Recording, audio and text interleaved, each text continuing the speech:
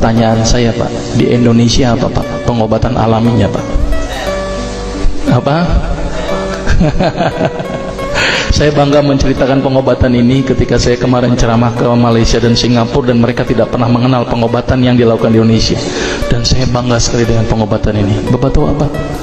Kerokan Pak.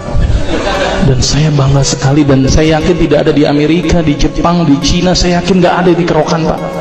Dan saya bangga dengan kerokan. Mudah-mudahan tidak dipatenkan oleh Jepang lagi Pak, mudah-mudahan. Dan kerokan luar biasa loh Pak. Mohon maaf, di sini ada yang senang kerokan atau tidak? Ya. Banyak dokter bilang kerokan nggak bagus. Wah bahaya itu, merusak pori-pori, bikin ketagihan macam-macam. Ini ketahuan dokternya nggak belajar kerok terapi ini ya. Saya ngomong kerokan dulu sebentar ya. Kerokan dulu penting menurut saya ini. Saya jangan sampai hilang nih kebudayaan kita ini.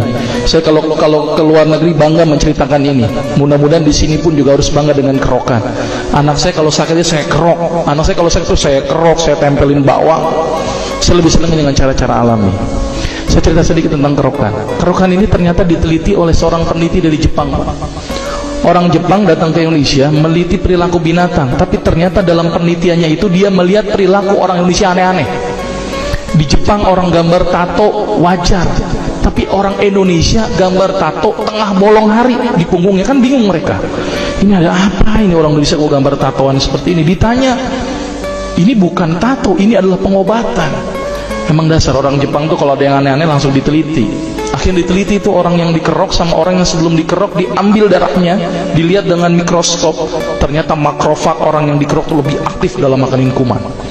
Terus kemudian orang yang dikerok diukur BMR-nya, basal metabolism rate-nya, dilihat dari keringetnya, dari nadinya meningkat apa tidak, ternyata meningkat Pak. Jadi ternyata orang yang dikerok itu bagus meningkatkan BMR. Apa tuh basal metabolism rate? Jadi kalau orang demam, demamnya cepat hilang. Orang yang nggak selera makan jadi selera makan. Luar biasa itu penelitiannya. Tapi ada syaratnya Pak, ini yang cukup penting.